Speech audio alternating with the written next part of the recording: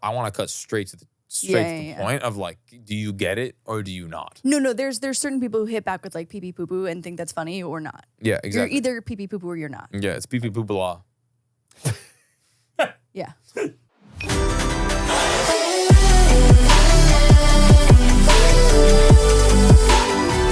Wild Til 9! Are you ready? Yep, let's go home.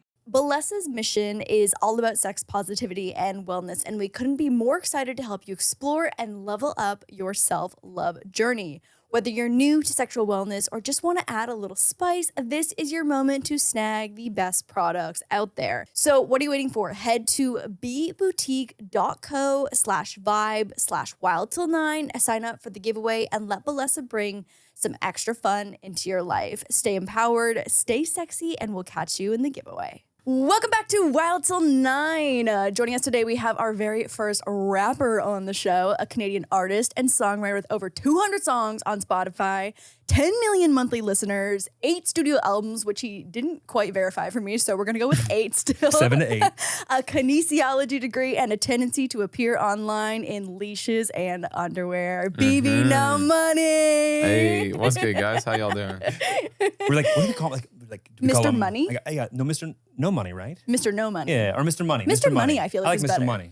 Yeah, Mr. Moneybags. I get that a lot. Oh, Mr. Like, Moneybags, that's good. But it's also like a Mr. No Money. So baby, no cash, infant with no dollar. Like, You started with no money. Yeah. Now you got some money. I definitely have some money. Yeah, yeah. Some money. Yeah. Some money. Yeah. Yeah. So new song coming out on Friday. You dropped a little teaser. Dropped a teaser, but I'm experiencing the lack of virality on no. TikTok Right. and the unrelenting like, oh, this is my self-worth. I am dying. But then I shot like the dopest fucking music video of all time, and it's absolutely like. So I would say like usually my music videos have like 9 settings. This one has like 42. Oh. It took 5 days to shoot. Holy shit. 19-hour days, like back to back, and it's like cinema. It's like a fucking movie. I was gonna ask you if it's gonna be as crazy because I feel like It Boy, that music video also had a shit ton of settings. Yeah, it's like 5 times. no way, 5 it's- times more than It Boy. So the song's called 2, and every 2 seconds in a 2-minute and 18-second music video It has changes. a new shot. Holy shit, that's It's crazy. mayhem. Okay. Like, I don't want to come out like right out of the gate and say, but this seems like the exact opposite of your ethos.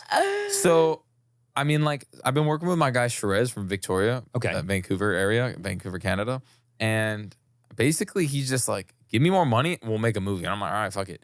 And I'm kind of gotten to the point where I'm just exclusively trying to do it for the art. Obviously, when you post a fucking TikTok and it goes viral, you're like, oh, yes, something I'm doing is doing right. But a lot of the time, like, you can't really like expect that to happen. And, Yeah. No. and like expecting that to happen is like a nightmare. That's why like I have 200 songs, is because the more dice you roll, the more chance you're gonna get snake eyes, right? So that's typically what it's been. But this year I've only put out 3 songs, and this is the slowest cadence I've ever released music. This is my 3rd song. And it's because It Boy went crazy, and the other song I released with, I did a music video with Moist Critical. Oh yeah. And Trevor. like that went crazy too. So I was like, wow, 2 for 2. This is nuts. Like I'm having like an actual career building, elevating year this year. And I was like, you know what? Let's do something super for the art and pain. But it is. But It's not even out yet. No. But the thing is I get the internet so much that like now I actually have to really try. And my manager, Sam and James, they were sitting there and they were like, now I get it. I know the feeling. And it's funny because it's like one part of me, it's like, damn, like why am I incentivized to even post on this app? Whereas like, why do I have 5 million followers and 2 million followers and they don't even get to see it? Yeah. But it's just like the weird, like, you know, it's just an algorithm. It's like, does the audio sound good or does it click with all these weird little beeps and bops online? And who knows? I don't really get it sometimes. And sometimes it's a little bit deflating, but you just got to keep pushing through and make music. As a viewer and a consumer, I love a music video. And so like I appreciate when artists go ham with the music video. Yeah. Like Tate McRae's newest video, like for I have a take on this. I'm so nervous. Go ahead. I hated that shit. Ooh! When she dropped from her knees into a splits on the top of the Jeep? Like, No. Like, don't signal out look, that one moment. Okay? There's no slander here. I think she's a great artist. I think she knows how to dance. I think she's dope. Like, full stop. Okay. But I just like I don't know. Like, she didn't need to like throw her hair back like 75 times in one music video. Oh, listen, I love a hair toss. A hair toss is gonna get me every time. I'm just a girl. No, totally. I was just like, damn, like I think like it doesn't suit her that much. That's my personal take. And I was like sitting there watching it and I was like, I feel like if she was doing like backflips and shit, it would have been doper. But I mean, I'm all for it. I'm all for it. Totally. Tate, I just work on like, some backflips? Yeah, Tate, if you want to learn how to do backflips, give me a call. Can you backflip? No. I was gonna say you have a broken back injury in your past. You did watch a podcast with too. Oh. No, we like we respect our guests. We do our homework. Well, also, this one's unique to us because there's so many similarities here, despite the fact we've never met. So I feel like we like kind of knew a little bit about a lot. Yeah. But nothing about nothing. You know what? I think with Tate, I like just personally love a pop star era, and I'm like, oh, you can dance. Your music is catchy as fuck, and I personally will never be the girl to be in a splits on a Jeep, and so I live vicariously through her. You know what I mean? It's like an aspirational vibe, I think, for me. Yeah. But I get it. Anyways, I appreciate the going ham with the music video, and I think also too with like we have brain rot being internet kids, and so I think changing. I love you brain got. rot. Oh, I mean, same. Yeah. I love having brain rot. Yeah. Oh, Lauren will scroll through the dumbest shit. I don't scroll, but when I like go on any social media to like post or anything, I'll watch like 3 videos and be like, okay, is this like relevant to what I'm posting? And then I just like will see like the Costco guys or like Quandale Dingle, and I'm like, this shit is so dumb, but it's so fulfilling. Like, I go on, I can just experience something that doesn't make sense, shouldn't make sense, shouldn't be there, and has no place in pop culture, but it is. It's there because kids fucking love it. You know about Pesto the penguin? Oh, of course, Moodang and Pesto. Moodang and Pesto, let's fucking go. Yeah, see, I just like, the fact that I knew what you were talking about was the most insane part to me. See, I don't think Moodang and Pesto are brain rot. I think that's actually good for the Oh, I think so too. world. I think like the world coming together over a giant baby king penguin, I think that's healing. Like I think that's good steps for the world. I mean, of all the things that could have scrolled past. That we can bond over no matter what your political party is. Yeah, Right. Everyone fucks with Pesto, and I like that. Anyways, what I was gonna say is that changing the scene every 2 seconds, I feel like for kids with brain rot and anyone else, I feel like that is so stimulating, and people will appreciate The that. ADHD in me will love it. No, totally. And something I'm really happy about is like sometimes when you don't know what to post, if I have a new shot every 2 seconds and we shot it to a point where it's like I'm kind of like always in the middle of the frame. So basically, It lines up. Yes. And it's going to be like I'm going to post like 15 seconds of every section of You the song. can literally cut that down I into can cut it so down. many, Free content. Free content. I am just a content machine. Does it hurt your soul to look at how much that's going to cost as an independent artist, knowing that like every dollar you spend is just coming out of your pocket? So I'm working on something in therapy right now. So I grew up in a household that was my dad's an immigrant parent. So basically it was just like, okay, you make money to put a house over your head and feed your family. That's it, which totally makes sense. My dad kind of like ingrained that into me, and I was like working at a store at a super early age. Like I've always been a workaholic, and like my dad and my mom are like workaholics, like can't stop moving kind of thing. This is the Pots and Pans store? Pots and Pans That's store. right. Yeah, it's called Homewares on Fraser Street. Homewares on Fraser? Homewares on Fraser. I love that. And he was like a subsidiary of Home Hardware, basically. Yeah. You guys know Home Hardware. So basically what happens is like with me, when I spend money, I actually have like a physical response to it. And it fucking sucks. And I don't spend money on myself. But it's weird because I'll okay like a $20,000 invoice, but like spending money on myself, like I can't justify it. Like clothes, Like clothing, cars, stuff like that. Like this is a fucking SpongeBob hoodie, but Okay, I but just that's flipped it because I'm slay. like, all right, it looks better like this. Oh. But and it's also dirty on the The other side. Not this side. not this side, motherfuckers. I mean, you literally walked in and you were like, houses are cool. I've been couch searching for a long time. Yeah, it's like a house Just could be nice. hanging out. It's like, yeah, I'm definitely getting to the point where it's like actually affecting my mental health. I think not having like A home a base. sanctuary and like Yeah. being alone, and like I love everyone's space and I love everyone coming into my space, but yeah, it's getting to a point where I'm like, damn, I don't know how much longer I want to tour. I don't know Yeah. this, but I'm also like just going through like the trials and tribulations of like not understanding where my mental well-being has been for the past 8 years, because Sure. I've just been like filtering it straight into making music and just kind of just leaving that to the side. And then, you know, I'm working on things, so it's just like you know. Therapy's great. No, I love therapy. Therapy fucks. So how long have you been doing therapy though? Is this new or? So I've been doing therapy for a very long time, but I feel like I recently just got the right therapist. Yeah, it's like And dating. It's like dating. Yeah, it's weird. And CBT is some crazy shit.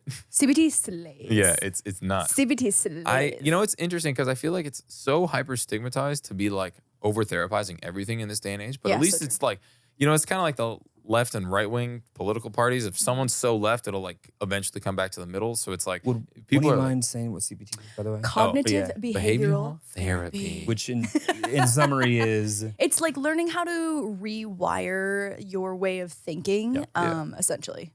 yeah. Right? Is that a good summary? I mean, basically. Yeah. Yeah. Which, by the way, when I heard it the first time, I was like, bullshit. Not a thing. Not real. Yeah. I'm buying it. Yeah. I'm Yeah, buying. no, I'm in on CBT. I'm in on CBT. I've done a bunch of therapy. I've done like EMDR. Like Oh, nice. I've done that holding, too. Like What's the that? little, Yeah. basically you go you like this, or you like use your eyes. use and your you, like, eyes to go make different like motions, or Right. I've held like little vibrating eggs or whatever. And that one I was it felt Vibrating like- eggs? Literally, I'm not kidding. Little vibrating eggs in both hands, Okay. exactly. And you're trying to reprocess by like via repetitive motion. And you associate that feeling and that motion with Uh-huh. positive association. So I did an EMDR session, and we were basically like, okay, follow me. And then she ended up going like doing this. The She was like, tappies. yeah, do the tappies.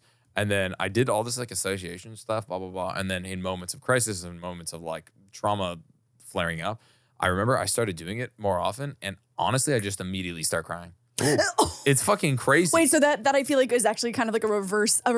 Yeah, so I kind of stopped doing it a little bit, and I was like, okay, this is a reverse side effect for sure. But Yeah. but basically, like, yeah, I'm like way more of a healthy artist than most people, at least in my experience. And I've like really tried to step into that world. And like, dude, it's when you neglect 8 years of your mental health and you try to fix it.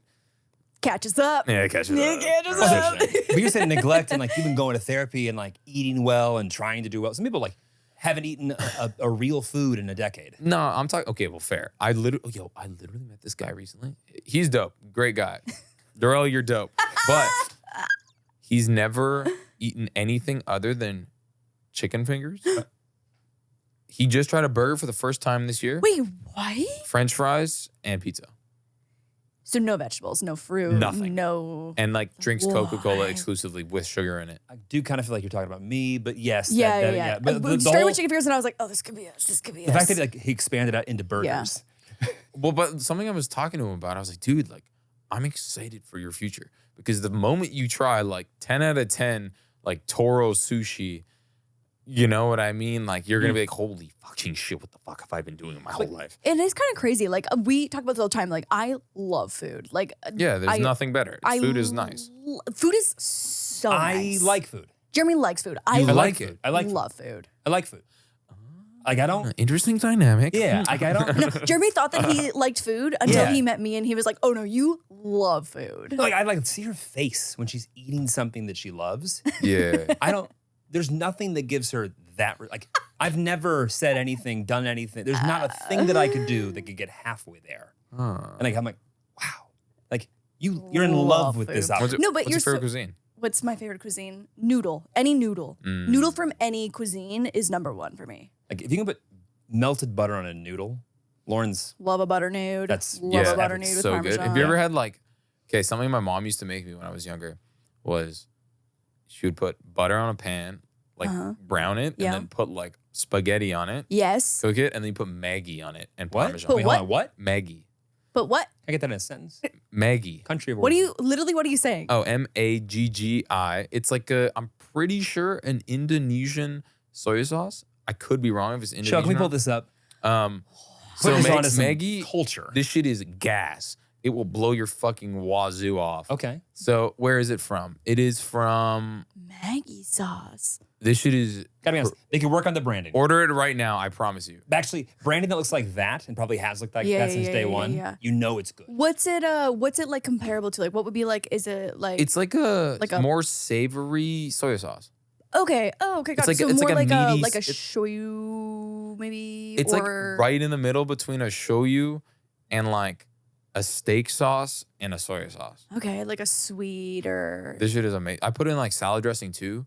Unbelievable. this like one a doesn't vinaigrette. this one doesn't do salad. This one You don't doesn't do salad? This one doesn't do salad. Again, That is like my favorite thing. Salad. like when Lauren's like, Salad's I'm your gonna favorite order a thing? salad. Yeah. I'm like, I will eat a salad any time of day. I also could eat a salad most times of the wait, day. like, have you always been like this? Yeah. Well, okay, look.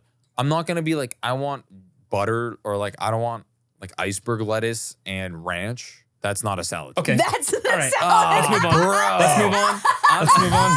I'm talking like 2 avocados, like more like a Greek salad Okay. side of things, and then you mix Yeah, it all yeah, up, and feta. the avocado, a little Yep, feta, little like yep. That's like a 30-minute like expedition. literally takes like 6 seconds. Really? Dude, if you have like tomatoes, if you had a tomato and a cucumber, you cut up a cucumber, it takes like Ooh. Doesn't literally need either of those. 30. Bro. So like, how about So remember when you were going back about that guy that was eating the chicken fingers all the time? It was like you're kind of but like throw in a green juice and some espresso and some sushi. Yeah, sushi for sure. Yeah. Okay, nice. Yeah. Have you guys been to Sushi Gen in LA? No. No. Oh my god, I'm about to blow your guys' I got skull bad off. news for I know you. you're not gonna like this one. Oh my fuck. So my Japanese wife doesn't eat fish. Oh, you don't eat fish? But I eat shellfish. Wait, why? Are you allergic? Nope. I wish that I could say yes. I want to like fish so bad. I want to Yo. like fish so It's bad. like does not compute. And I try every like couple months. I'll have like another piece of salmon to be like, maybe this is the time. Because I fuck Never with is. scallops and lobster and shrimp and This is where it starts. I promise you. I would love this. I never liked fish until I went to Sushi Gen. All right, Tillies, buckle up. This ad is about to get a little sissy. There are 3 vibrators bouncing on my knee currently. We have partnered with Bessa, a Yes, we company have. created by women for women, all about embracing and celebrating your sexuality. Here's the best part. We are giving away free vibrators or gift cards to everyone who signs up for our exclusive giveaway. Bessa's mission is all about sex positivity and wellness, and we couldn't be more excited to help you explore and level up your self-love journey. Whether you're new to sexual wellness or just want to add a little spice, this is your moment to snag the best products out there.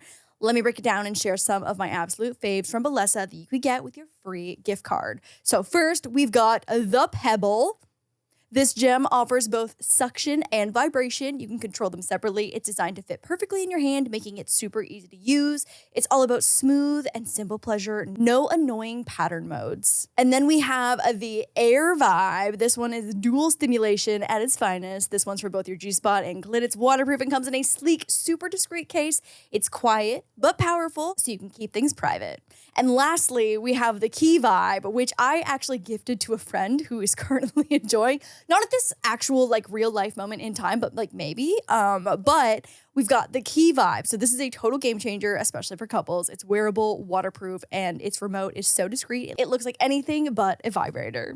So what are you waiting for? Head to bboutique.co/vibe/wildtil9, sign up for the giveaway, and let Bessa bring some extra fun into your life. Stay empowered, stay sexy, and we'll catch you in the giveaway.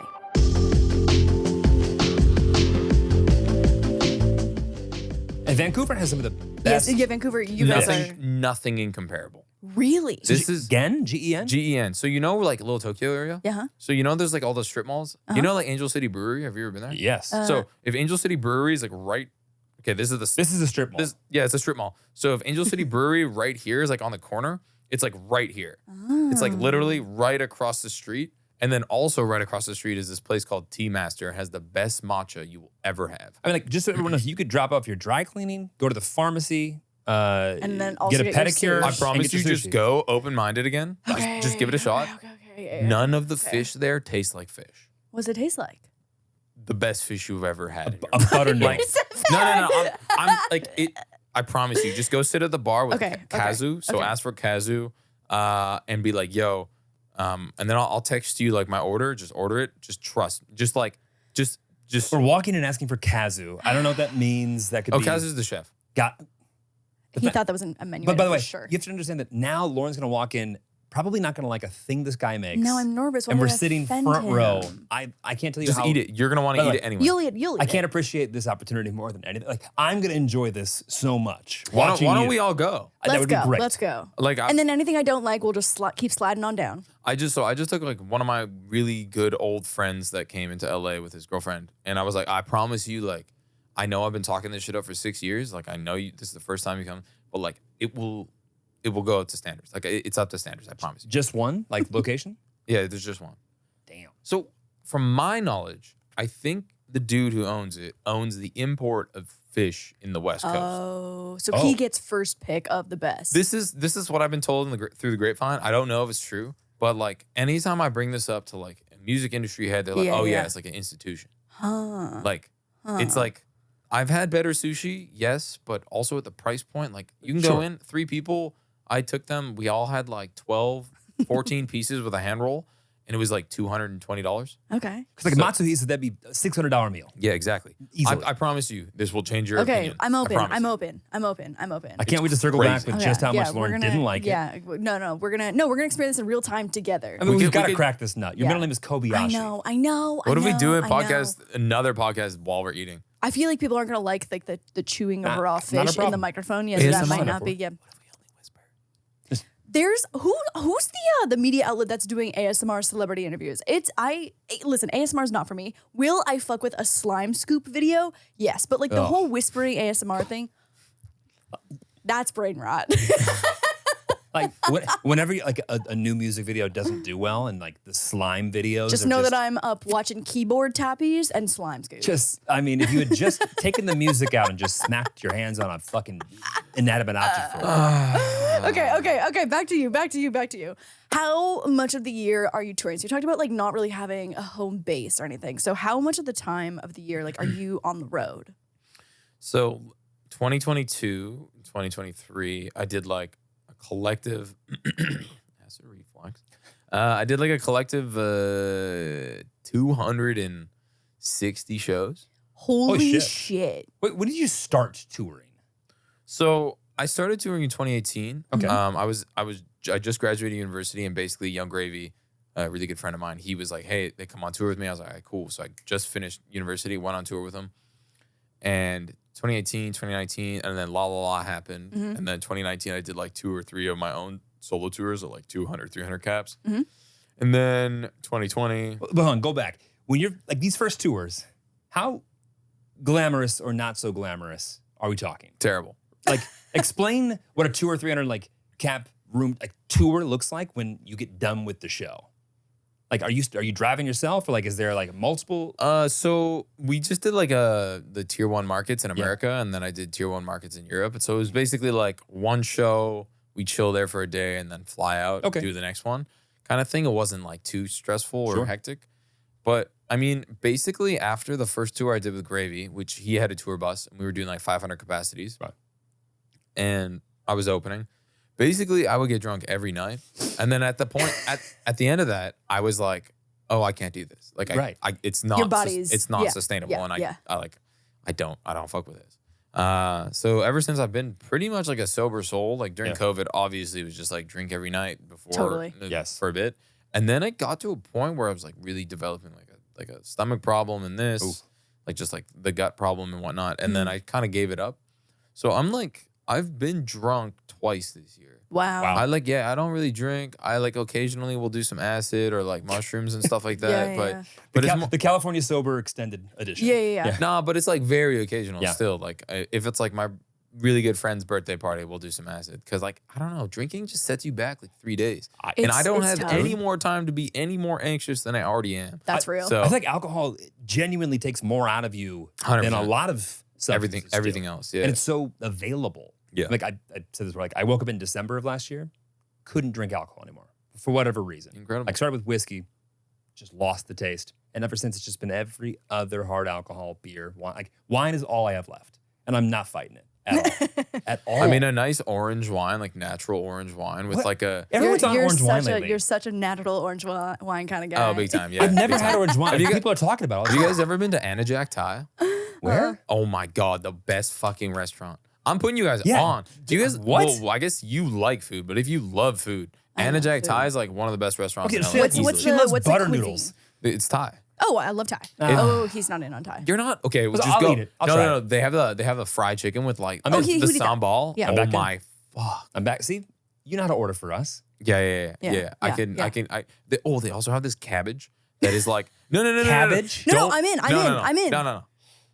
Promise you, it's the best thing on the menu. I was just excited how excited you were about the cabbage. It's Cabbage? crazy. Yeah. It's like cabbage, but like laced with fish sauce and garlic, and it's like charred on the top. Okay, I'm Then back in. they're like the wine list is crazy. They have like 400, 500 wines there. Damn. And they're all natural. It's like incredible. It's like Okay. farm to table too. Food better in LA or Vancouver? Well, okay. LA's got to have way more food, so it's like probably better by default because there's literally the same amount of population in LA than Canada. Yeah. That's right. So, Yeah. yeah. I mean, like, there's that, but I would say like LA has better food because they know that more people are going to like come here to to post about Yeah, it. So that's it's fair. like it's just like the simplicity of it. But Vancouver has some really good spots. If you guys ever come up, I'll let you know the spots. We had a Vancouver adventure that got interrupted by the fact there's no Uber, or at least there we wasn't. got stranded at the Vancouver Aquarium. Yeah. What? So Uber's brand new there. Yeah. And Like, it's also how do we get home? Dude, it's so expensive. It's yeah. so It was expensive. Vancouver Crazy. is expensive. Yeah. Super Yeah. expensive. Like, I'm always super shocked at how expensive Canada is. Yeah. Are you American that's and girl math Canadian vibes. citizen? No, I'm Swiss and Canadian. Well, that's Whoa.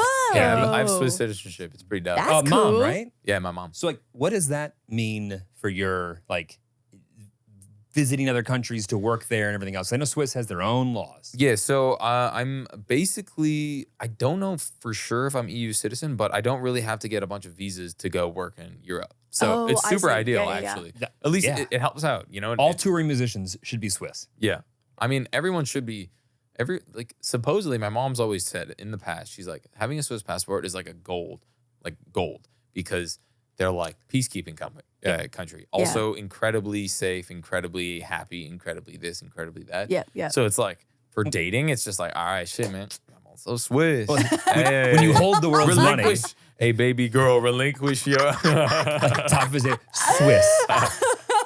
That's all you have to put in your dating profile. Oh my God. Okay, so can you explain to someone who's not in the music industry what it means to be an independent artist? I think in this day and age, it's a little bit different than it used to be. Okay. Because I feel when I was coming up, being an independent act was like, fuck labels. Yeah. Now I know what labels are. They're a bank. That's all they are. And it's like, if I get hit up by a label act to do a song, all I say is, I don't want any money from it. I'll do a feature. Just actually make sure you try to blow it up and like spend $200,000, $300,000 on marketing. Because Why would you turn down money up front? Because I don't give a fuck about the money up front from a song. Because if it blows up my career more, I will get way more on the touring side. And that's something that I've really recognized now. Historically, in the past, I was super like, man, the only money I'm making is off of streaming. And that's where I was making money. I remember at university, I started making $4 a day. And then when I graduated university, I was making like $4,000 a month. And I was like, that's Huge. That's some real fucking money. That's Huge. it. That's You like can- job. you That's like actually real can live. full-time job Yeah, money. and I was just like putting music out and enjoying it. And every single time I dropped a new song, it would just keep on going up and right up and from up. streams. From streams. And then I dropped an album, this album called Nursery, and then I dropped La La La and Sriracha and all these other songs that like really like all hit at once kind of thing. So being an independent artist in this day and age is like, it's so interesting because I was okay with posting on social media, but not to the extent I have to now. Yeah. I really don't mind it. If anything, I've branded myself so brain dead that like I don't really need to try, and it's like I've kind of I've blessed myself a bit. You yesterday your story or your the reel you posted on the TikTok was literally you holding the sausage in both hands for like 25 seconds, and I was like, Art. man, that's a fucking slay to be able to upload that. And people are like, yes, let's fucking go. Like, so, see, yeah. Sausage guy. I agree. I mean, like, there's obviously like a higher, so when I try more, people, it actually shows people like, oh shit, like he's actually trying. Like, we should like this. Yeah, well, like you did like the cosplay where you're in the crazy makeup and the hair and the color contacts. Yeah, like the Gojo cosplay. Yeah, that's like a full send. Yeah. But I think it's great to have like the juxtaposition of being able to do both. Yeah, no, totally. Yeah. And I think it's like, there's a blessing. It's a blessing and a curse, because do I think it allows people to relate more? Yeah. But do I think it disallows people to be like more drawn in and like hearty about it? Yeah. Perhaps. I don't know. But there's also like no one really doing it fully like me, where it's like so low effort that it's like that it's like commendable. But the thing is I do social media content, and I basically do social media as a means to an end. Whereas like I've met a lot of people, especially in LA, that like weigh their complete validity and their self-worth and well-being off of like what they actually post, not if it does well, but it's like, I need to post this to not necessarily feel like I'm linear to my brand, but I need to post it because it has to do like what I want it to do, even if it doesn't do well, the kind of thing. Because I exclusively look at social media on the sole basis of it performing. Right. And it being like a vehicle to promote my like music. Exactly. Yeah, that's it. But it's interesting because like I've actually met people that are like, I need to post this branded content. Yeah. Because it's like I have to do it. Something that was really interesting. I met this guy in Vancouver. He was an artist, and he was like, man, how does it feel like not having to get dressed up to like make a post? And I'm like, bro, great. I don't have to do shit. And, you know, it's like, is he the type of person who lives like a Hannah Montana life where like when he makes content, he has to like look a specific way and act like a certain way? Yeah. And it's like that's draining. I would literally, that's the antithesis of my existence. Yeah. And like, do I think there's one part of it where it's like you see all the Ken Carsons and all the Destroy Lonelys, Playboy Cardis, they take themselves hyper serious, which is like, yeah, absolutely. Their music is serious. You know, it's like, but at the same time, it's like, this is what I battle with sometimes in my brain. And I'm like, does the lack of seriousness that I portray online, does it harm my career? Or does it just make it more easily accessible for people to understand what the fuck is going on? Which basically at this point, I think I've realized that I am just a random anomaly on the internet. and like, I don't know. It's like an ongoing like dilemma in my brain. Yeah. I think from my perspective, just like as a viewer and like social media kid, like I love seeing someone do normal shit. And I think that's like I've been on the internet for 14 years. So I came from an era where everything was picture perfect and the colors were so blasted and the saturation was so high, and we made our lives look perfect. It was so curated. And so now social media for me has like done a total 180 where it's like I get to go on TikTok and look like ass and not care if I have a lash on and a blush on and stuff. And so like I love the authenticity that is being able to see an artist who is so talented and so cool, but also feels, I think accessible is like the right word, or also just like a normal person where it's like if I went to high school with them and like maybe they would have been in my friend group. Is this like when you say accessible, like when I handed you that new camera and you shoved it in your mouth and ran around the house?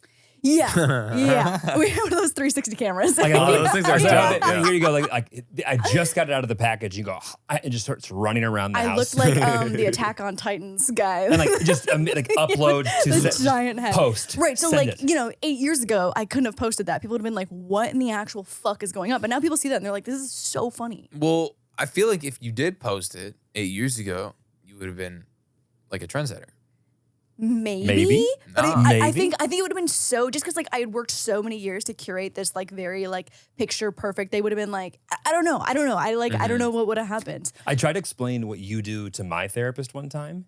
And like when I tell you that this woman looked at me like I had 6 heads. She's like, hold on. So what? And then it's like, so she's like is maintaining a life and then a life online and then connecting the dots between those two at all times and then has a relationship with you. I'm like, yes, all of these things all the time. Never stops. She's like, I don't know if that's healthy. It used to be very Hannah Montana vibes, but now I just get to be Miley. Yeah. Yeah, which is nice. That's how it should Which be. Miley?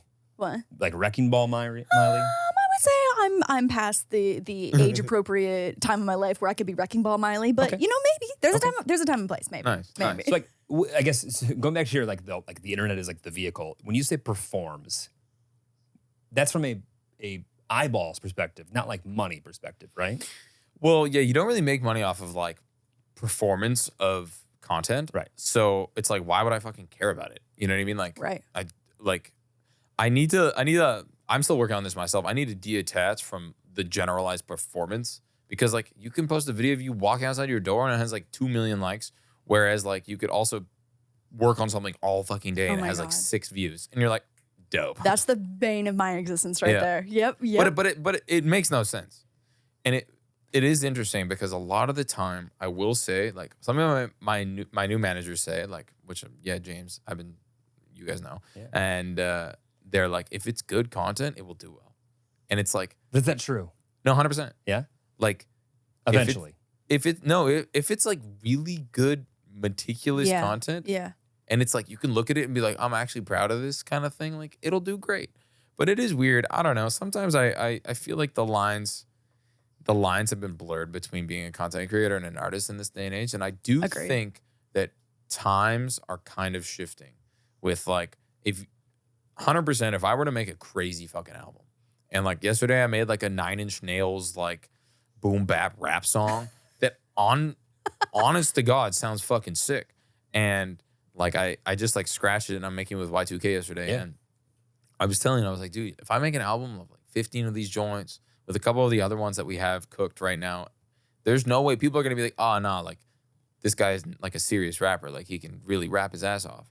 And sometimes I feel like I don't do that enough, or I don't like display like the seriousness or this. Right. A really good friend of mine, she just said to me, she's like, Alex, like you're low key like pretty attractive. Why don't you like display that more? And I'm like, because I just don't feel like I need to do that. I want people to just care about my music. You know what I mean? Like, so it's like, how fast can I get people to listen? Like, how fast can this vehicle go straight into a stream?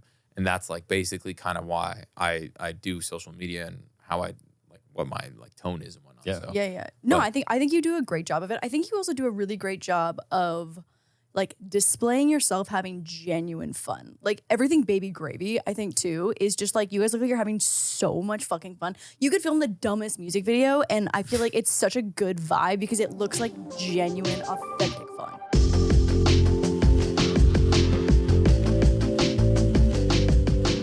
This episode is sponsored by BetterHelp Online Therapy. So let me ask you something. What is something that scares you?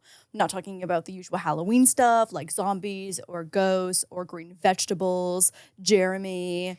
I mean the real life fears, the ones that keep you up at night or hold you back. Maybe it's fear of failure or putting yourself out there or even just feeling stuck. Salad without protein. Salad without protein. Yeah. Protein, that's your biggest fear. Yeah. The truth is, Halloween lets us have fun with things that go bump in the night, but the scariest things are often the ones that we carry inside. That is a little too real, that it's like very scary. And that's where therapy comes in. It's an amazing tool for facing those fears head on and finding ways to overcome them. Because sometimes the scariest thing isn't what we fear. It's not facing those fears at all and letting them hold us back. If you've ever thought about starting therapy but didn't know where to begin, I've got a recommendation for you. BetterHelp. It's completely online, so it's designed to fit right into your schedule, no matter how busy things get. Just fill out a quick questionnaire, and BetterHelp will match you with a licensed therapist tailored to your needs. And if you feel like it's not the right fit, you can switch therapists at any time, no extra charge. Now, when I think back to what scared me the most, it wasn't ghosts or ghouls. It was the stress and anxieties that I carried around with me every day. Therapy helped me face those fears head on. It's been truly life-changing. I learned how to manage my anxiety in a healthier way, set boundaries, and stand up for myself. Those were the real fears holding me back. And once I confronted them, everything started to shift. BetterHelp is a simple, flexible way to start your therapy journey. And the best part is you can do it from the comfort of your own home. So if you're ready to face your fears or even ready to work on becoming a stronger, more empowered version of yourself, give BetterHelp a try. Overcome your fears with BetterHelp. Visit BetterHelp.com/WT9 today to get 10% off your first order. That's BetterHelp, HELP.com/WT9. Yeah, I mean, if you're not having fun, why do it? Sometimes I get... I mean, listen, that sounds so simple, but like I feel like not everyone lives by that. No, for sure. But like, when I'm having fun, I make my best music. When I'm getting like, I will say this is something that I need to figure out how to just break through, but I totally can recognize when I'm getting rewarded by the internet, basically, I'm having way more fun. Yeah. And it's like finding a perfect medium between just not giving a fucking rat's ass. But it's really hard sometimes because it's very deflating. I don't know. I think it's interesting. I was like talking to some other artists last night that Sam, one of my other managers, his wife manages, and she was like, basically, she's like, I feel terrible if a post doesn't do well. And it's like, why is that? Yeah. You know, right. it's like, what about your self-worth is so attached to the performance of the metrics of a post? Well, it's interesting because it's like back then when I first started making music, I would just post a song on SoundCloud, ask for a couple homies to repost, and then post it on YouTube. And like, I would post an Instagram photo, be like, brand new song. That's it. Yep. And like Promotion. and it was obviously it wasn't doing nearly as well. And like sometimes I need to take a step back and be like, dude, like my song out the gate, they do like 300, 400,000 streams. On music videos, they'll do like 500,000. And it's like, that's a fuck ton. Yeah. And like there's definitely some artists out there that would be like, I'm dying for those numbers. But Totally. every single time, I don't know, like a comparison kind of like a trauma response, I guess. I don't know. Yeah. No, that's so real though, because I think that like because numbers and metrics are so vanity and just like appearance forward, it's so hard to, I feel like, not fall into that sometimes. Well, also going back to like being an independent artist means that like you are the marketing team. Like it's not like oh, like the label just didn't do their job, or like oh, like this separate thing, like just shit the bed. Like it's you.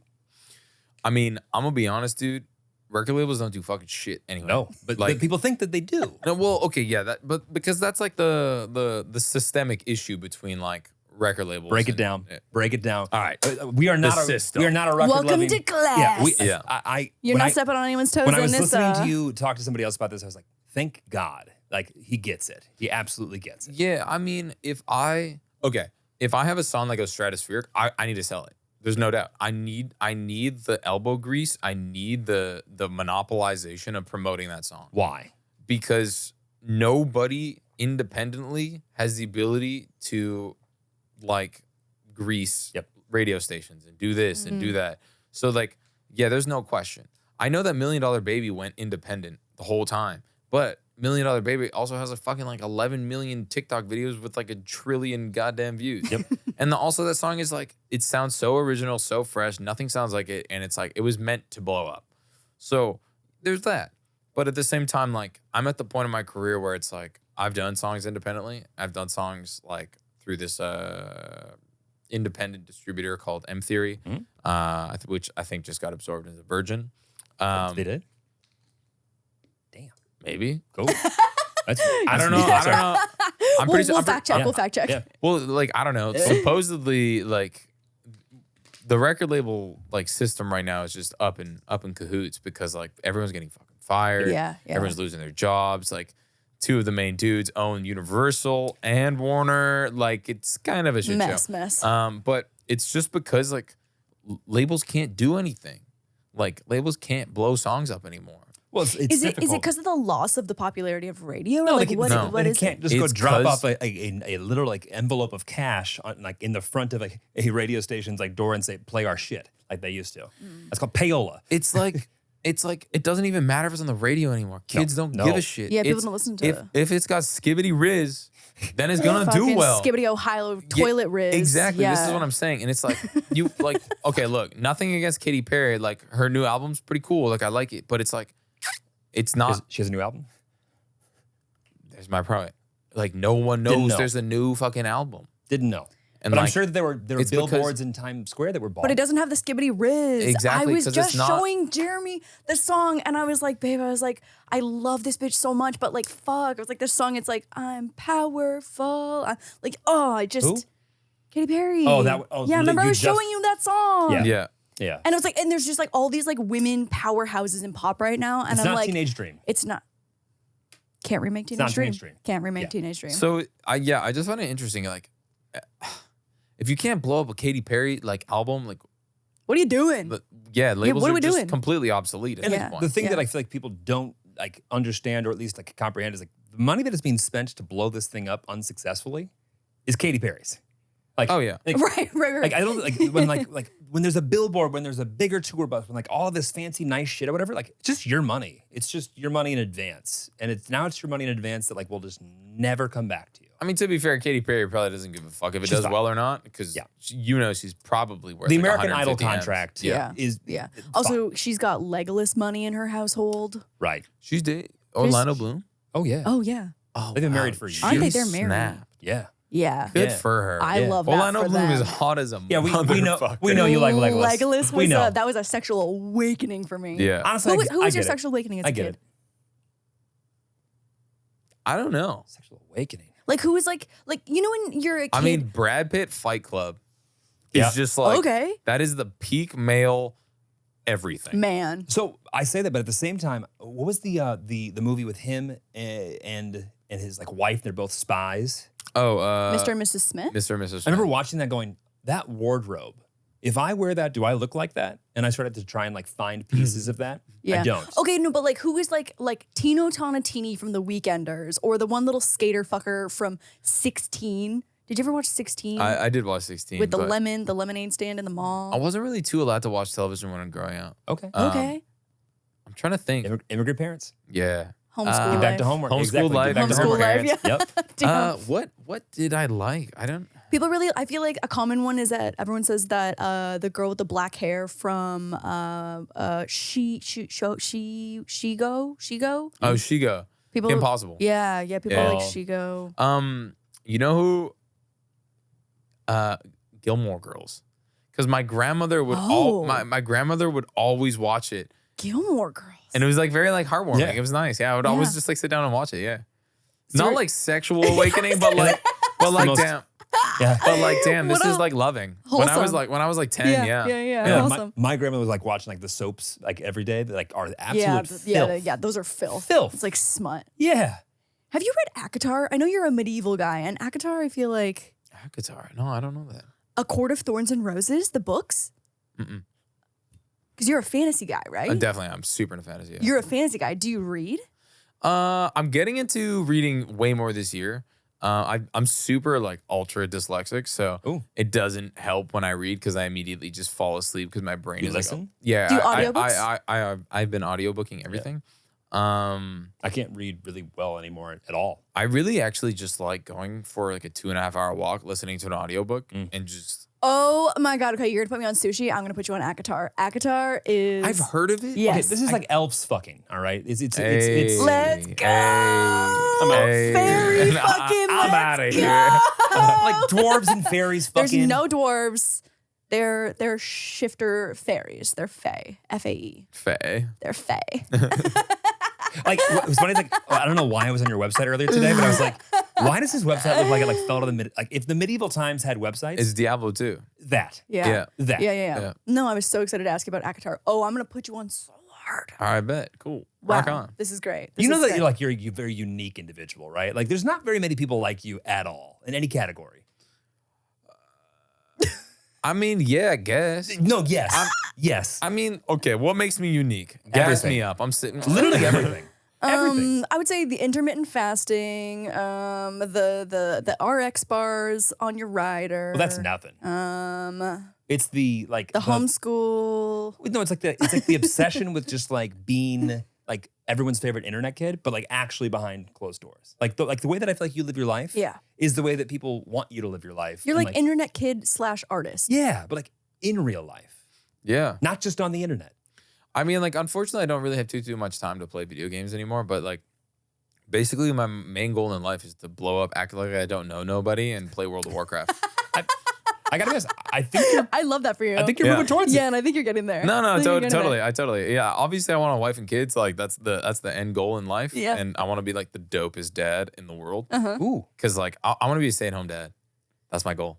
Honestly, though, because like you talk about having like 5 years left of touring, right? So it's like Yeah. you're just gonna grind, Yeah, find every wifey, artist. 5 years left. in the next 5 years, and then stay at home dad mode. So I told myself in the beginning of this year, I'm gonna give it 5 years, and if I don't have a partner, I'm just gonna adopt. Wow! At Ooh. the end of 5 years. Yeah. So I'm adopted. So, Oh, really nice. And like when I tell you that, like the only thing that I don't want to do is adopt, only because my family has unsuccessfully put a child into this world with parents that actually like took care of them for like as long as well I can tell. Yeah. What about being a single dad? Seems like something that you could do while also doing music, or like would you have to? Oh do no, one or the other? I probably just axe music. Wow. So like go being ham for 5 years. Being a great dad is here then. Yeah, I mean, I've always wanted a kid. Like, Yeah. I just feel like there needs to be like a higher purpose for myself. Always. I don't know if that's something that is deeply like an issue with me, but I mean, sometimes I'm like, I love music. It's super fulfilling. Yeah. I just feel like I could be a cool dad. Like, And, you'd be a like, great dad. Yeah, I really want to be a dad. So, I mean, ideally, I have one of my own, but I mean, also, it's like, I feel like I have everything I want in my life. Yeah. So, Well, the partner is a difficult thing because it's like Yeah. you can't will it to happen yeah, I know. in so many ways. It's really difficult. And like being on the road, not having home base, I feel like that creates like a tough dynamic See, in it's- the world of dating. It's funny because like typically like an artist goes on the road and like the counterpart at home is worried. It's me that breaks down because I don't sleep that well. Yeah. And I don't like it's like I have a bunch of physical ailments, like you said, I broke my back and whatnot. So like on the road, if I jump over to like New Zealand, if I'm there for like 10 days, I'm jet lagged for 9 of them. Yeah. And then I don't sleep any of them and I'm up all night and I'm like, all I want to do is talk to a partner of mine. And then I'm just like, fuck, getting more and more progressively tired, losing my mind. Yeah. And I already don't sleep that well because I just don't sleep that well. So it's kind of like it's like a fallacy, honestly, at this point. Where Also, dating like touring musicians, worst thing that's ever happened to anyone. Nightmare. yeah, You guys are like by default. Don't group them all No. together. To be I fair- would never date a tour musician ever again, no matter what. Never. Hard stop. Never. I want to be clear Worst- that it wasn't. This is No, but, like, this is pre-me. It's just like, but like even if they try their absolute best, you got a lot of shit going on every day. Yeah. That like you can't have your phone. Period. yeah. No, I get it. I don't know. Sometimes I'm kind of doomed in that world, Yeah. but I don't know. I'm slowly working on it. Well, so. also like there's ways that like you could obviously bring her with, and like the kid could come too. It's just like yeah, that's the tour life sucks. I think that's a dynamic that I don't want. Ooh, why? Necessarily. Because historically, at least for me, while dating chicks, I've always had that option, and it's like I want them to be independent. I want them to be like super about their own life, and then we meet in the middle, super positive, win-win. Yeah. You know what I mean? Yes. And I understand that like dating someone like me, a touring artist, might be overwhelming and like super ridiculous. Scheduling wise, I can't even imagine. Like even just like emotional. Yes or no? You could look up on the website where he's gonna be. Yeah, but like I think about like you being touring 264 dates in 2 years. Like that's insane. That's insane. See, this year I haven't done that much for sure. But so like, for instance, I'm getting better. I'm not a good communicator. I'm getting better at communicating. Okay. But I'm a frequent communicator. Why do so you say like, you're not a good communicator? I'm definitely stubborn.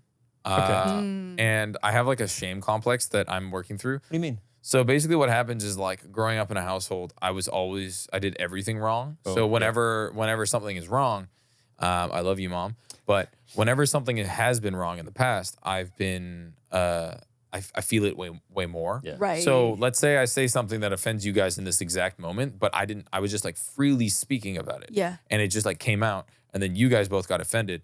I could tell immediately because I'm like hypersensitive because I've had to regulate my feelings yes, around yes. a place where I grew up, AKA being homeschooled. Yeah. Yes. So basically sometimes when I sit in this shame complex, it's like, even if I like agitated someone in that moment, I feel like I'm at a 15, even if the person's at like a 2.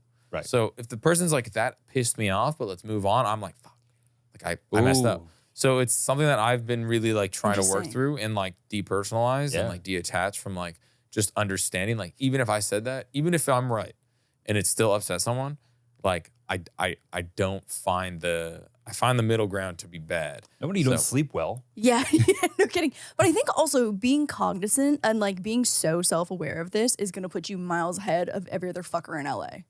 I mean, I like, do I think that fundamentally, I'm a pretty nice guy and forward thinking. And I'm trying to always see both sides and like give everyone the benefit of the doubt and like try to be loving forward. Yes.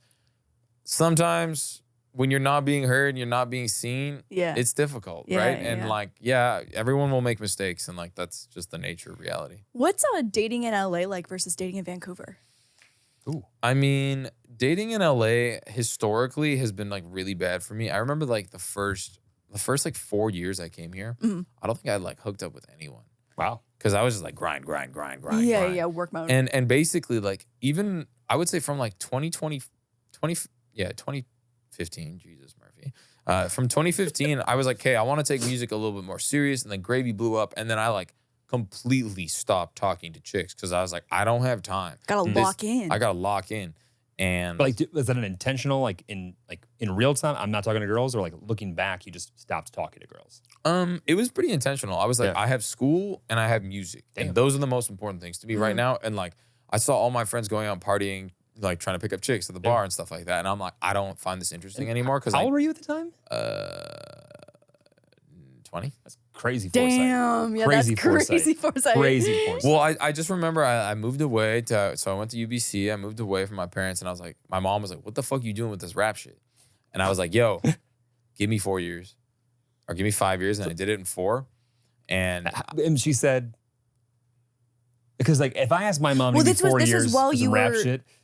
you were in school at the time. I was in school and I was like, I moved away basically, Mom, because the pressure that you guys were putting on me was, I felt uncomfortable and I needed to do this for myself and I needed to see it through. And then once Gravy blew up, May 2017, I was like, okay, I'm not talking to anyone. I started waking up at 4:30 in the morning, slamming a pot of coffee, like just doing everything and anything that I possibly could all the time and like learning and researching like so much. And then I go to school, I come back, yada, yada, yada. Yeah. But basically in that moment, I was like, I will get distracted because I know I crumble in relationships because I've never dealt with what I need to deal with and figure it out. I've never learned how to manage myself in relationships. Basically, what happened was the first relationship I ever actually really got into that I fell in love with this chick. She like cheated on me with like 5 dudes. And 5 dudes? I like, look, we've cleared the air. I appreciate you for like putting me in the position that I'm in. And like, I basically just poured all of my emotional well-being into my music and like just like this is what I'm saying. I've neglected myself. So basically now 5 dudes. I mean, it is what it is. I mean, after 2 or 3. Yeah, I mean, after 2 or 3, it's like honestly, after 1, it's like the damage is done. Yeah. After once the trust is broken after 1, it's like, whatever. Then 2, 3, 4, 5, 6, like all of that shit is just like, okay, for sure we should not be together. Like 1 is like, why the fuck are you so like, why did you disrespect my time? Yeah. Like, and ever since that, I've just been like, I'm never gonna cheat. I'm never gonna do this. And like, I just like can't be in a relationship because I know I want to be the best person possible. And I know that my music shit takes so much out of me. So it's like really hard to like properly navigate my feelings and like always be on top of it and always be like a positive influence and come positively to the relationship. Right, to be a good partner if you're coming drained at the end of the day after having like these are not 20-year-old thoughts, by the way. Again, these are like 40-year-old. Well, I feel like this is kind of a current but still. Right? Yeah. But still, like, there's a lot of like maturity and growth here that's happening in real time. That's like crazy. No, the women of LA appreciate Thanks, you for not coming half-assed to the dating scene. I mean, I've really dated like nobody here. Yeah. I mean, like typically it's just like hard to meet people. I was on Raya for a bit, but I was like, this shit sucks balls. And like garbage. I would just have dumb conversations. honestly, but when I talk to people on dating apps, historically, I would just literally send pizza or poo. And see how they react. Yeah. Because like I want to cut straight to the point of like, do you get it or do you not? No. There's certain people who hit back with like pee pee poo poo and think that's funny or not. Yeah, exactly. You're either pee pee poo poo or you're not. Yeah, it's pee pee poo blah. Yeah. No, I'm here with you. I'm here with you. Like the juxtaposition between like trying so hard yet just like minimal effort, but trying so hard but so thoughtful. It's just like it's.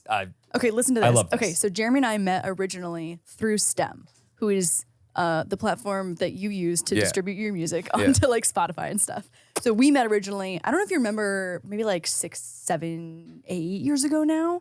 There was an era on YouTube where like the YouTubers were doing roast yourself raps. Actually, Joe, could you just bring it up real No, quick?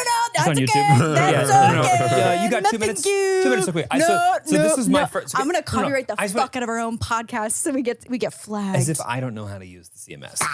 I just want you to see my first it's okay. impression. It's okay. Just for me. Okay, well, if you're gonna do one, do DIY Queen.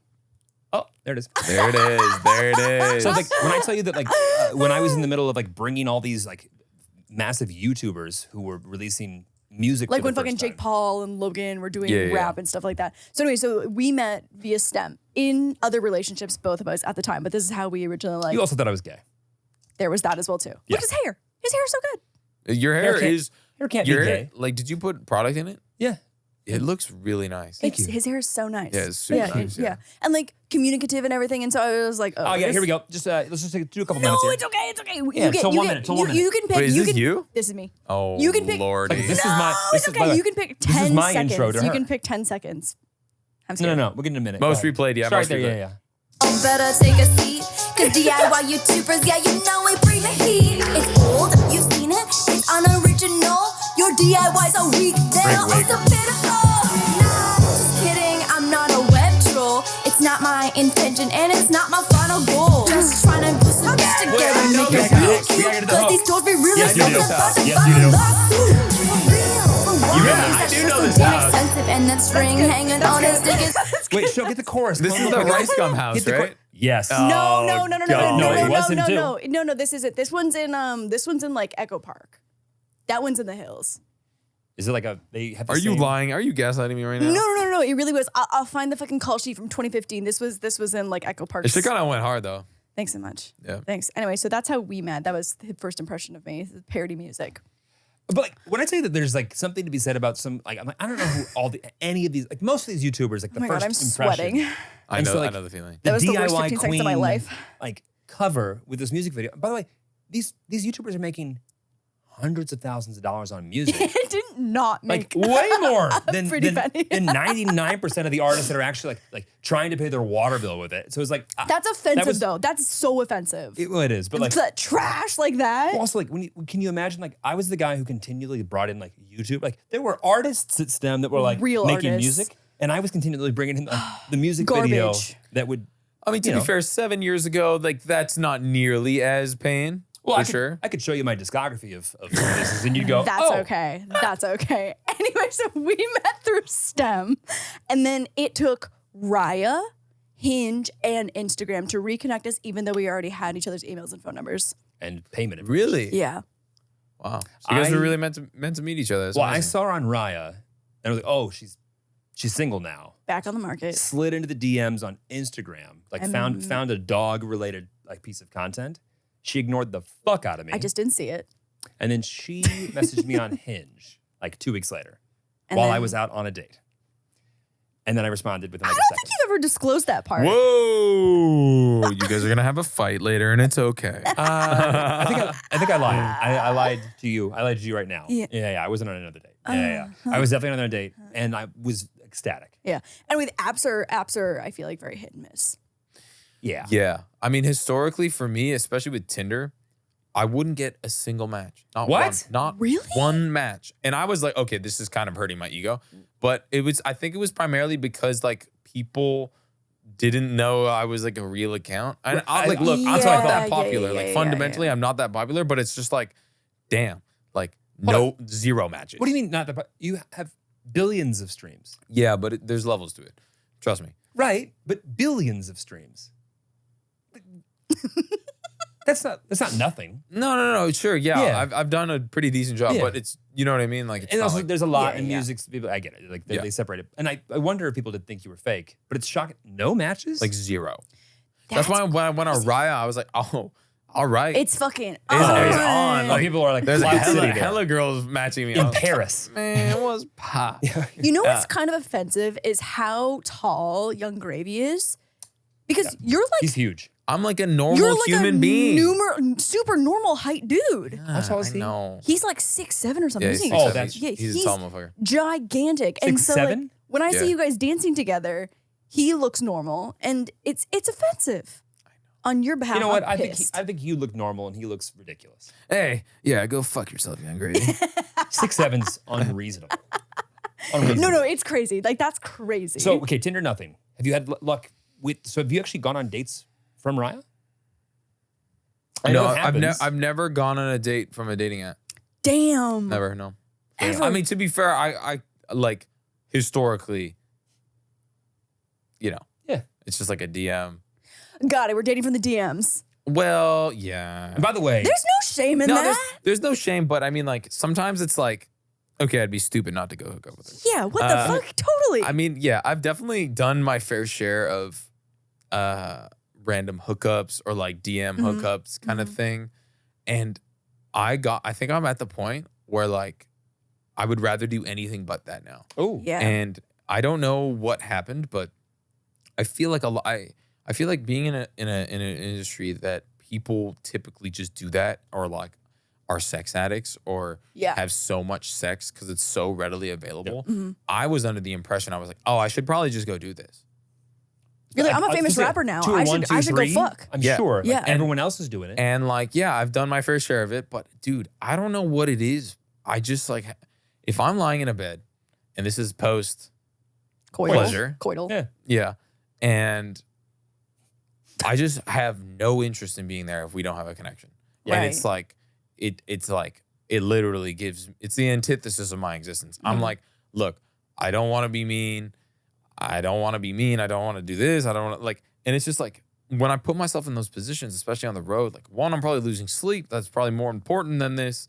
One, I'm doing this. And it's like, it's not fulfilling. Yeah. And I just like have completely stopped like checking my DMs for other chicks and stuff like that. It's like, yeah, I used to go off that validation all the time. Also, I have like way too many fucking DMs to even go through them now, which is, I guess, a blessing sometimes. Which is funny because like Lauren didn't get through them when I was in the DMs, but I noticed that she can get through them now. It's interesting. You checked it. Okay, they organize them much better now in 2024 than they did when you slid. Unanswered. Still salty about it, to be honest. But I also like I don't use social media as like a primary form of communication anymore, or ever. Okay. Like I don't. I just use like iMessage. Yeah, like I know people like like the younger generation uses Snapchat. Yeah. Like the people unironically use Instagram to communicate like on a friendly basis, and I'm like, dude, I would never do that. Huh. Like interesting. I view social media as exclusively as a tool. I like only go on it if I'm ready to work. That's kind of like I think a healthy distinction though. A lot of people's careers would be saved if they had that mindset. I think my mental health would be saved if I had that mindset. So you said that you no longer use it to communicate. Did you used to? No, not really. Okay. Like obviously when I had less of a following and my DMs were just like cooked, then yeah, it would be a little easier to communicate. But sometimes like even if I message someone on the top and it goes to the top in general or whatever, sometimes it'll get thrown to the bottom and I'm like, bro, what the fuck is this? So do you have any advice for maybe potential suitors who are trying to get noticed in your DMs or anybody's DMs? Pee pee poo poo. Pee pee poo poo or pizza emoji. Yeah. Like if you're a fan going to a show and you're trying to get an invite back to the bus, what's the best way for them to put themselves in a position where they might be able to... Ooh, I got it. A girl with a sign being like, I promise it'll be quick and I brought you a melatonin. That's so real. On both accounts. Okay. This is the most wooed I've ever been, ever. Okay. So I was at a show. I was in Ontario. Canada? California. No, in Ottawa. Sorry. Ottawa. Canada. So, oh my God. She was standing in the front of the crowd. And you know on Snapchat, you can like... Oh yeah, make text and hold up a little thing, yeah. All it said was, you know you want to. That's gold!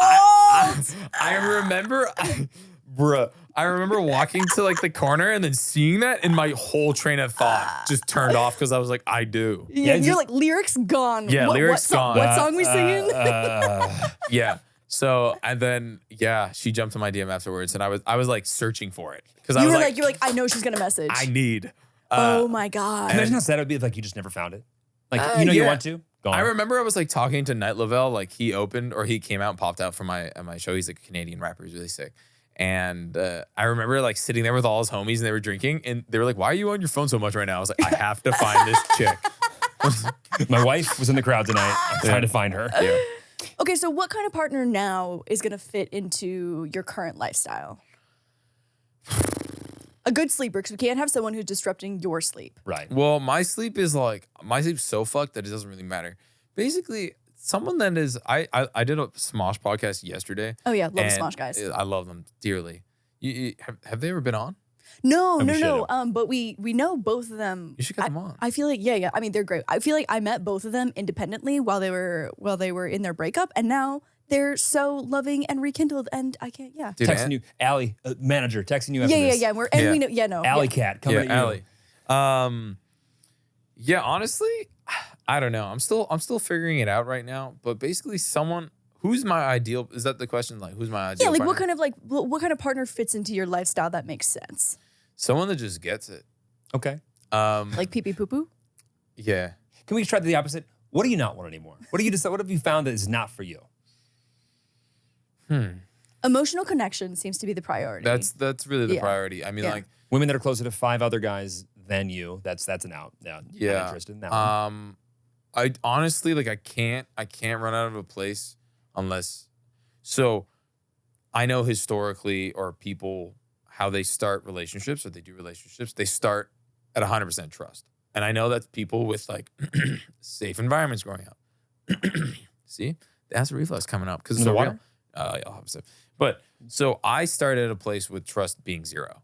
So, I think it's you like have trauma though. That's okay. Yeah. Because you're so right. I grew up in a Totally. totally safe environment. My parents are still together. Like I had a beautiful childhood. Honestly, love my parents. Lauren's childhood is like picture book perfect.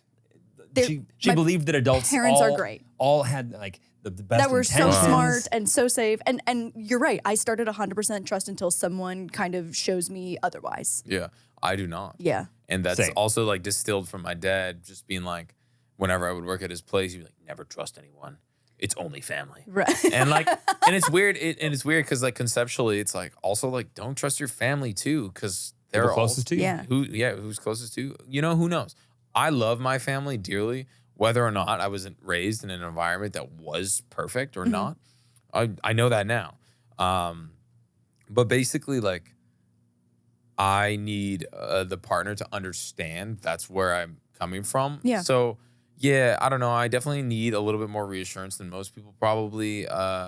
Just like an understanding of like my needs. And I just like, I'm not the best communicator, but I just sometimes I need to be heard. And like, that's it. That's all. That's like, I and think like you're a better communicator than you give yourself credit for.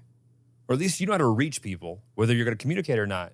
You can reach people. And not even about that, but just like your self-awareness is so beyond what I feel like we've chatted with a ton, and I have a lot of guy friends. Your self-awareness is so beyond, I feel like, the average straight dude. You would be a good litmus test for this because I feel like the amount of like healthy guy relationships you have with unhealthy men is amazing.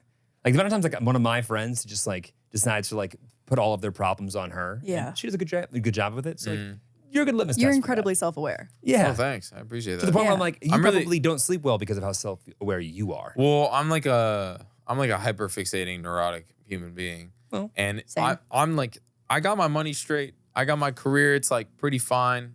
Obviously ups and downs.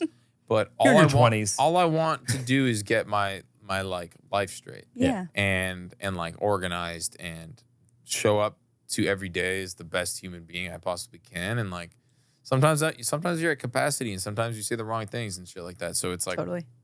that's the nature of being a human being. But yeah, I don't know. I feel like I've always neglected. Sometimes I get in relationships like historically in the past that I would be so insecure the whole time. And then I'd be like, I can't do this. And it's shit that's going on with me. And it's not, it's not a fair judgment on the other person or the partner. And I have been taking it on this year to really like get past that point. Yeah. And I've been going through hell for sure. And I don't know if there's an out point. I don't know if there's a point where I'm going to be like, oh, I'm fixed. But I'm definitely getting better at like managing my expectations / like managing my inner child and stuff like that. So it's just like, difficult. Feelings are not logical, and Totally.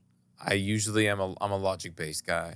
I see numbers, I get it. Otherwise, It's almost like more frustrating when you're someone like that, though, because like Yes. I am very anxious, and being a logic-based person, I can identify how irrational an anxious feeling feels like, or a panic attack, and I'm like, this is so fucking frustrating because I realize how irrational this is. So why does it have complete and full control over how my body is reacting to something? Yeah. I mean, it's weird. It's like this unspoken truth that everyone is just fucked up, but it's like it's so fascinating that we don't learn any of this until we have to, and then we're like, oh, we want a real relationship with someone, like we want an actual partner with longevity. Yeah, you have to know this. Was it, hey, you're about to miss your turn.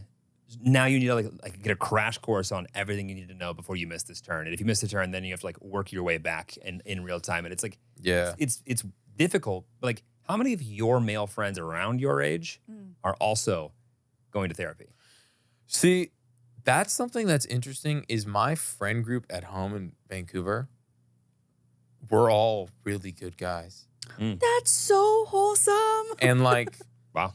my friend Julian, he goes by Jungle Bobby. He makes fucking sick music. Jungle Bobby? Yeah. Love You know. No. Well, he distributes through Stem. Yeah? And he's been in a relationship for like 7 years, and like they're gonna get married, have kids, obviously. But he's super fire. He makes like house rap. So basically, like, What? All pink? yeah, all pink. Oh my God. Yeah, he's dope. Really good friend of mine. Grew up with him. He has a really healthy relationship, and like he just knows what's going on. Yeah. Dan, my DJ, like has a healthy relationship. Super level-headed man. Been to therapy for years. Knows what's going on. Philip just proposed to his girlfriend yesterday in Japan. Congrats, Philip. Congratulations, Philip. Yeah, congrats, Phil. Incredibly healthy relationship with his girlfriend. Like, and it's just like sometimes I'm like, damn, bro, why is it me, the one without one? And I'm working on it, and I've just realized that it's just because like I have so many extra stressors in my life. My sister's a psychologist, so that's probably also why I know a little bit more than most people, I would say, about this stuff. But she's just like, you gotta fucking chill and not work as much, and this and that and this, and it's really hard to navigate all of those feelings as well as like trying to run a business and like also trying to run my temple. So I don't know. It's an interesting world. You're just trying to play World of Warcraft. That's all you're trying to do. Fuck, man. And like be a good dad. I get it. Yeah. I get it. We call it still cooking. Yeah, you're still cooking. Like, so when we're giving yeah, advice to like girly pops who are like looking to date or whatever, it's like you don't want to find a guy who's still uncooked, who's still raw. Like they haven't been to therapy, they've got bad habits, they haven't identified, like their deep inner traumas and stuff. Yeah. So like they're raw, but like you're cooking. Yeah. Well on. I just like, yeah. And like Jeremy wasn't fully cooked when I got him, What? but I think it's almost better when you find a partner and you finish cooking together. You add a little tss at the end. My main issue in relationships historically by default has been like if I make a mistake or if I feel like I made a mistake, this person's gone. And that constant like Fear of losing. abandonment is like Yeah. I'm just sitting in anxiety constantly. Right. So I'm never- gone because like you don't deserve them anymore? Like you've shown your true colors? True colors, too much, to this, Yeah. to that. So the shame's hitting, and then I'm just like, I'm lunging. And if I lunge too hard, too fast, and like Then it's too too emotional, much. then it's too Yeah, much. And I'm yeah. like, And then you're pulling back and playing games. Like, oh no, I don't want to like show her that I care. I don't want to show her that I like. Yeah. Not like guys that are like, oh no, I don't want to like tell her It's too much. that like yeah, I yeah. liked that she did that thing. It's like, why? Why Yeah. wouldn't you say that? yeah. She would like to hear that. No, But I think you're well on your way to being a nice cooked level. Yeah, I'm definitely on my way for sure. And I know that like the amount of progression that I've had this year is like nuts. Like Yeah. I've amped up my therapy. I've been reading self-help books. I read this parenting book actually that has been really insightful. Parenting book? Called Good Inside. Okay. So basically what it is, like the premise of the book is kind of what I'm talking about, like just understanding that your inner child. But the thing is this is directed for parents. So listening it to the lens of like understanding how my mom and my dad parented me. Yeah. I can put myself in all these places. And like, even when I know that, or even when I watch my mom parent my sister's little nephew, so my 2-year-old, sometimes I'm like, damn, mom, like you're tweaking on that. Don't be doing that shit. Because Yeah. it's Yeah. like, because a lot of the time we'd be getting in trouble for doing something, Yeah. even even if it was something that was going on with her, she would be like kind of like getting frustrated with us. And then we're like, oh shit, this is our sanctuary, this is our home. So I don't really know where to go.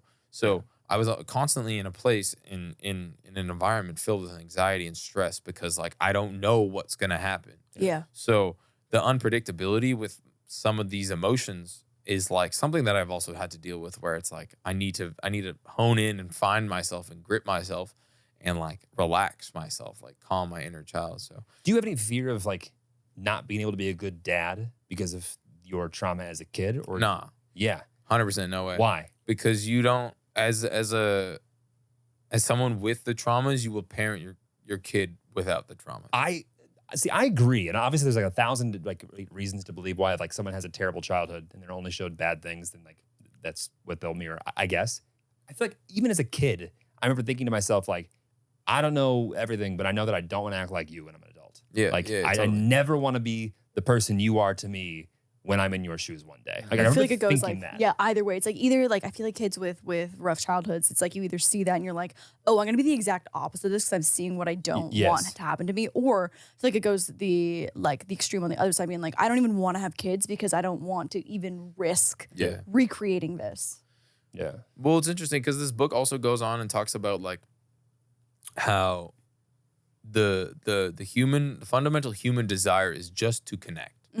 And it's like when a child is screaming and crying, for instance, which whenever you guys get in arguments or whenever I'm down on myself, my inner child is screaming and crying. And if someone is just like, don't do that, or if someone is like, yo, more shame, here's more shame because you You're should wrong. feel bad.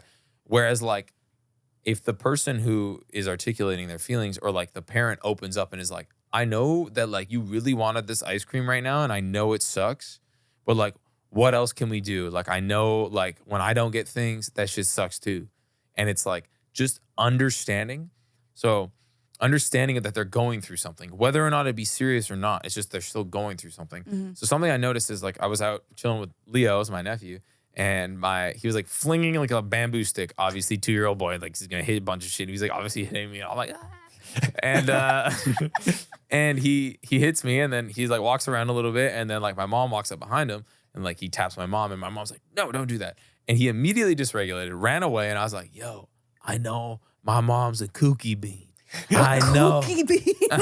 And then he was like, I want to go to the twactor. I want to go to the twactor. And I'm like, boom, just like that. I noticed Restarted him. Just it's not even a restart. It's just understanding Yeah. that like he didn't know how to articulate, Right. and he wasn't being seen. Yeah. And like I was just like, I get it. And then he's like, oh, okay, so it's okay. I'm feel safe again. Yeah. And it's interesting too because this book just goes on about talking like, if I'm pissed and you're pissed at me, we both can be pissed at each other, and that's fine. Like both sides of the story are true. If you're not being seen and I'm not being seen, then that's fine. But once you start disconnecting, like in communication, and you don't have the ability to be like, I get it, I understand, or like when someone's like, do you actually understand? You're disconnecting immediately because it's like, as a partner or as like someone important in your life, significant other, like you should be giving them the benefit of the doubt. Also, another thing that she talks about in this book is most genuine interpretation. So if I like, let's say like you're really insecure about your hair. Yep. And I'm like, yo, your hair looks like really done up weird today. But in actuality, what I'm trying to say is that it looks done up like good. You put effort in. And I put effort in. I'm telling you this. It's like you taking what I'm saying off rip as the most genuine interpretation is like, that's how you start avoiding all of these things. Because it's like, you know, if someone's like ESL, for instance, or someone doesn't know English first language, it's like anyone could semantically take something wrong and immediately could be a problem. Of course. So it's like also just being like, hey, did you mean this? And being inquisitive and like deepening that connection, because then for the future, then you'll be, oh, I know why you said this. So it's actually like a really, really weird book because I wouldn't have expected a parenting book to be so informative. Right. And like when she went on and talked about shame, I was like, oh my God, this hits way too close to home. I was sitting on a plane like crying. Fuck. But But yeah, I don't know. I'm like really just trying to be the best person I can this year, and that's like my main goal. Is You're like cooking. You hear that feel felt found in there? You man? are cooking. You hear that feel felt found? Yeah, yeah, I heard it. yeah. Yeah. That was nice. Oh my god. Was I gonna feel ask? felt found. Was that? Oh, go ahead, babe. Oh man. I ruined this early in the German relationship. I is. fucked This was up. like a salesman 101, salesperson 101. But you can use it to again deepen connection in any conversation. So I feel felt found. There's like 3 pillars of it. So I feel like First, like you understand how someone feels. Like when there's any point of discourse or contention or whatever. Like so you were saying how my mom could be kooky. You acknowledging that you understand how they actually feel. It's a huge step to like, okay, now we're on the same page. Yeah. Then found is I have found that In the past, like in the exact same situation that you're in right now, I found whatever you're about to like lead with. I feel felt. It's felt. I felt the same. Feel felt. Oh yeah, fuck. Yeah, so fuck. like I understand how you feel. Others have, or Oh, I right, have and then you felt follow up. the Well, same I way. really butchered this. Fuck. And then I got a cheat code for you, which you'll find, like what I found is Right. this. It's like it builds commonality Yeah. and then presents them your solution. But then Jeremy started using that when we were like having arguments. And I'm like, bitch, your feel felt founding me right now. Cut that shit out. I fucked up and So shared okay, that. let's say you're pissed off at me. Could I just be like, all right, how like what if I was like, or if I say something and I could be inquisitive and be like, do you feel like you have been felt and you are found in this moment, or is that like So you're always going to start with opening basically a bridge, which is like, I know this, like you're going through hell right now. I know exactly how you feel. The next thing that comes out of your mouth is like you saying why you understand how they feel because you've felt the same way. So it's like, you're like, I understand how you feel. The next thing that you say is establishing why you understand how they feel. And then that the immediate thing after that is what they might do to be able to lighten their load, or like, here's an example of I feel how like to be successful. I feel like this is less applicable in conflict and more in like. Feel Felt Found is literally applicable to everything at any point in time. Never mind. I not gonna- think I would agree with Jeremy on Skip that. business school. Don't even bother going. Just start handing out feel felt founds and don't all tell the people what to hoes. do. Say you might suggest. Those are the 2 things. Skip, drop out right. If you can't afford to go, if you're not getting a scholarship, full ride, quit school right now. Just drop out. Just Yeah. Feel Felt Found and stop telling people. Just suggest. That's it. Yeah, no, that makes sense. Because once you give unsolicited advice, it's dead. Done. Dead. Dead. Dead. Done. It's dead. Dead. I want to hear another fucking word out of your mouth. Would you ever do any of this? I feel like not like coaching, but like, would you ever mix music and trying to like connect with people on deeper levels on tour? I mean, people who are real fans of me, they know that I'm like a kinesiologist. Yeah. And I like have a background in health. So I remember one guy at a meet and greet, he came up to me, he's like, hey man, like, I want to lose some weight. And I was like, all right, send me an email. Like, send me an email and then I'll email you back. So I was like bored as fuck one day, just on the road. And I emailed him like this massive to-do list, blah, blah, blah. Like all these like ideas and tips and tricks like that I've learned. Never heard back. 5, 6, 7 months later, he hit back and he's like, bro, I lost like 30 pounds. I'm like super happy. Like, thank you so much. You like changed my life. I'm like, wow. Damn. I'm BB No like, Money Fitness? You were like, make sure BB you No Money stream Health? BB No Money when you're at the gym But- too, though. Yes. See, it's crazy because I come from such a background of health. And sometimes I'm like even sitting in an Uber and an Uber driver will start talking to me like, what you do? And like, I never say I make music because I don't want that. I don't want Yeah, that. that no. So I'm always like, yeah, I'm a kinesiologist. And they're like, oh, what's that? And then we start talking about like health and nutrition, wellness and this. And they're like, oh, cool. I have some questions. I was like, yeah, sure. And I just always give it to them. And they're like, man, you're really knowledgeable about this. And I'm like, I think I'm just talking about normal information. Yeah, yeah. But it's interesting because it never comes up in conversation because frankly, like a lot of people don't really understand how to be healthy. Totally. And it's like, it's kind of baffling sometimes that it is such normal, common information and like just like computing in my head all the time. Yeah. Whereas like people like struggle with health. And I'm like, damn. But also, health professionals scare people. And if they don't think that you're like a doctor about to give them, you know, like the worst case, like I feel like they'll take that info from you a little bit easier. Yeah. Also, he said that Dr. Money said that physio is a go. Physio? Yeah. Physio, Not yeah. physical therapy? No. It's physio. Okay. It's definitely physio. Okay. But no, for instance, like my knowledge in health and well-being, I went and I got what I was talking about in Thailand. I got like full CAT scans and stuff. And like I have a benign tumor in my lungs. Damn. Oh. And I was like, all right, cool. Like, because I'm being proactive. We're all going to fucking die anyway. We all have cancer cells in our body that are dormant that will attach to something in your body and you will get cancer no matter what happens. And it's like, I have testicular cancer and not now, but in hereditarily. Right. So Lineage, yeah. No matter what, I will lose my balls.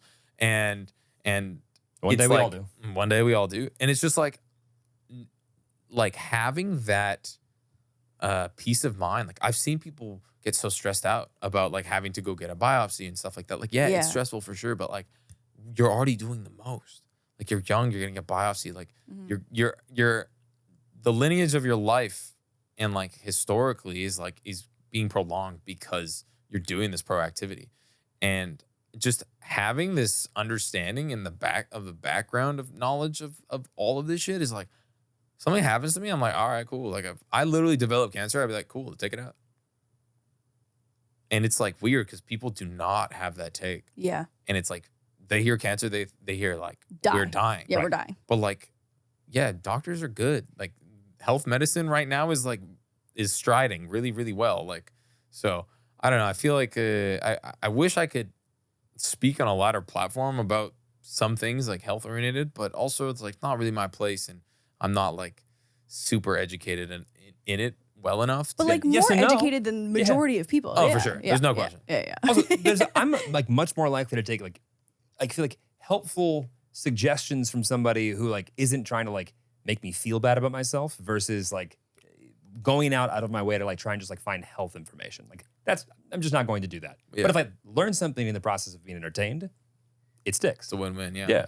I mean, maybe I could do a meet and greet as like a health class.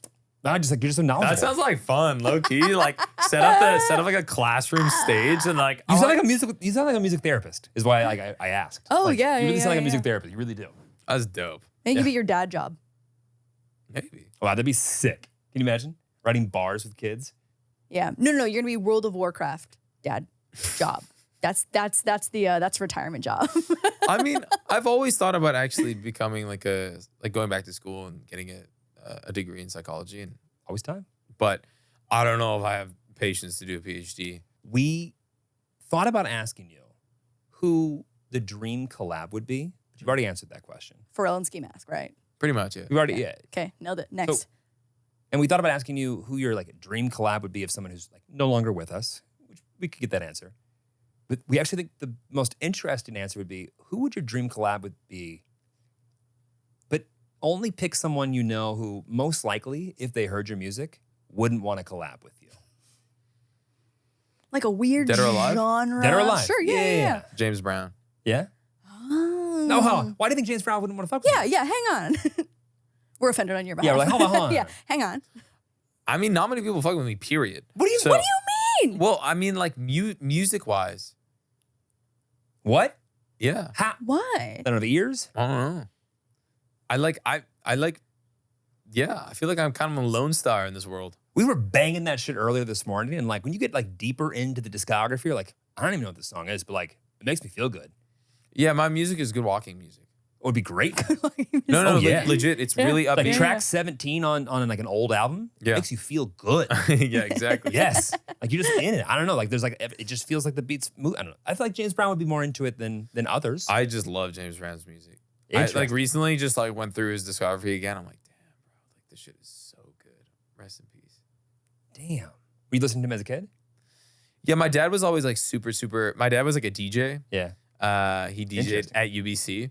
What? And he like UBC University. Oh yeah. So you know the Pit? I don't know. The Pit's like a UBC like classic bar like night party. Okay. And he would DJ there, and he said that he was the first person in all of Western Canada to spin Le Freak by Chic. And he was just like, man, when that song came out, like, freak out. And when he was like, when that song came out, everyone came to the dance floor. And I'm like, it's so good. So he was super into like Super Tramp, like all the OGs, like especially in what's that fucking term? Like Motown. Yep. Oh yeah. So he loved that music, and so I was put on super early by my dad, and he was like, "This is music." This is music. Yeah. Like, does he fuck with your music? He doesn't like directly fuck with it, but sometimes he can be like, "This is a good song." That's such a dad way to deliver Yeah, that. he's like, this is a good song. And mom doesn't get it? Mom is like, "My son is famous." Ha ha ha. At like book clubs and shit. I'm like, Mom, Stop. please, anything but this. Stop. We've talked about this. Do they go to all the local shows? Or Yeah, like, all the local shows they pull up. That's cute. I did a show with Gravy. It was like 4,800 tickets in Vancouver, and I brought my mom up on stage. I was like, "This is my fucking mom," and they're like, "What?" And she was like dancing like this. That's so awesome. Yeah, it was really cute. That is so awesome. Okay, well, this was, I mean, damn. I feel like I feel like you've healed a little bit of my being a hypochondriac a little bit.